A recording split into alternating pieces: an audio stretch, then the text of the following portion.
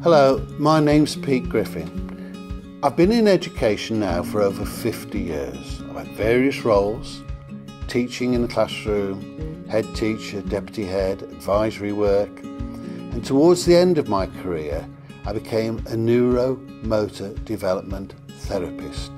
Right-sized pencils are age-appropriate pencils. Being in education for 50 years, having gone through a number of ministers and all the changes that happen in education, I was a bit cynical. And I'm ashamed to say I put my Ofsted hat on and said, where's your evidence? And I thought, well, how can I find out quickly and efficiently in a classroom setting without disrupting the classrooms too much if they do make a difference? It made sense about having a pencil that's got the right balance and the right weight, the right thickness to give you proper proprioceptive feedback. Proprioception is the feedback you get from here in order for you to control and make these movements. We write for a number of reasons, and three main ones are: one, to communicate to somebody; two, to put my ideas and thoughts down on paper; and three, to make notes or make a list so that we can remember things. If you're the teacher and you're telling me to write a letter or write a poem or write a fairy tale and you've scaffolded it for me, no matter how much I've got up here, if I cannot get it down quickly, then my handwriting speed is my key limiting factor. So speed for me was quite important. And when I was head of a school, I actually tested the speed of all 300 children in my school and cross-matched it to their performance in the national curriculum.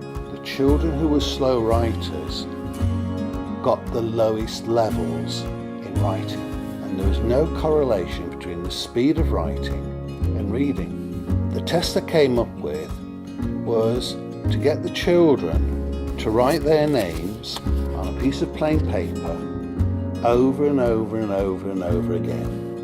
And the challenge was to write your name as quickly as you can, for I've got to be able to read it, over and over again in 2 minutes. And that way I could count how many letters they'd written in 2 minutes and compare their performance with the right size pencil and with their usual pencil.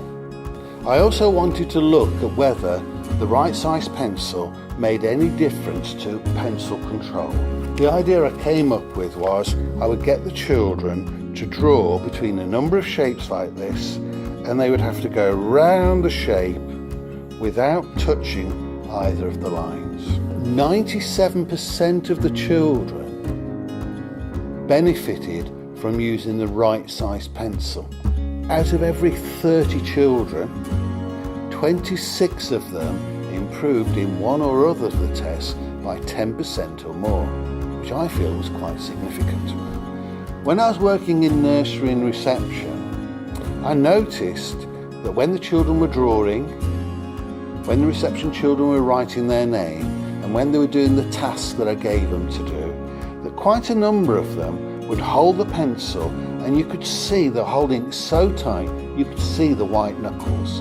I call that white knuckle syndrome. White knuckle syndrome reduced significantly by using the right size pencil.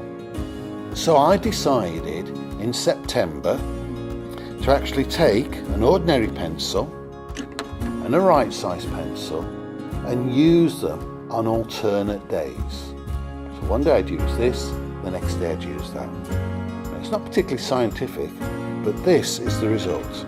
This is the ordinary pencil that I started with. And this is the right size pencil that I started with. And you can see that I've had to sharpen it about once or twice. I entered teaching 50 years ago to make a difference to children. And although when I went to right size I was quite cynical and didn't think that these pencils would make a difference, After working with 175 children and finding that 171 of them benefited the first time they picked up the pencil, I became quite convinced that these would make a difference. So, if you want to make a difference, look at right-size pencils.